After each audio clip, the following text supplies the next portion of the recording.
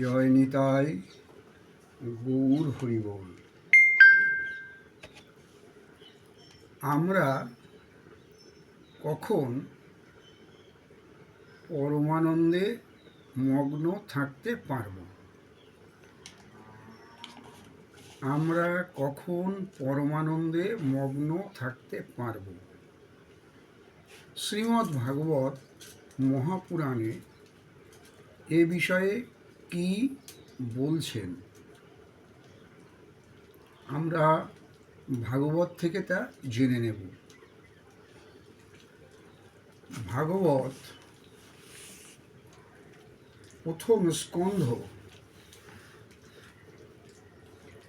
৩য় অধ্যায়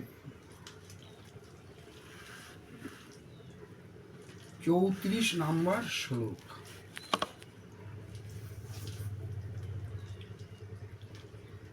কি বলছেন? এটা বলছেন সুত গোস্বামীপাদ শৌনকাদি ঋষিগণকে বলছেন এ কথা। কি বলছেন? যদ্দেশ পরতা দৈবী মায়া বৈশারদী মতি সম্পন্ন এবেতি বিদুর মহিম্নি সে মহীয়তে। অনুবাদটা কি? এর মানেটা কি? সুত গোস্বামীপাদ শৌনকাদি মুনি ঋষিগণকে বলছেন তত্ত্বজ্ঞানী ব্যক্তিরা জানেন যে এই বুদ্ধিরূপা পরমেশ্বরের মায়া যখন নিবৃত হয়ে যায় সেই সময়েই জীব পরমানন্দে মগ্ন হয়ে যায় এবং ধ্রুবানুস্মৃতি প্রাপ্ত হওয়াতে নিজ মহিমাতে প্রতিষ্ঠিত হয়। অর্থাৎ যখন মায়া নিবৃত হয় কেবলই তখনই জীব পরমানন্দে মগ্ন হতে পারে। আমরা ভাগবত থেকে এই কথা জানলাম। এ বিষয়ে আমাদের শ্রী শ্রী চৈতন্য চরিতামৃত গ্রন্থে সেখান থেকে আমরা কি জানতে পারি? এটা মধ্যলীলা ৫বিংশ পরিচ্ছেদ ১০০ নম্বর পয়ার। এখানে বলছেন মায়াতীত হইলে হয় আমার অনুভব,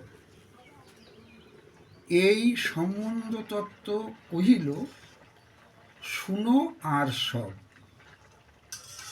তাহলে একেবারে পরিষ্কার, মায়ার অতীত, মায়াতীত হইলে হয় আমার অনুভব। তার মানে ভগবানের অনুভব হতে গেলে বা উপলব্ধি হতে গেলে মায়াতীত হওয়া একান্ত প্রয়োজন।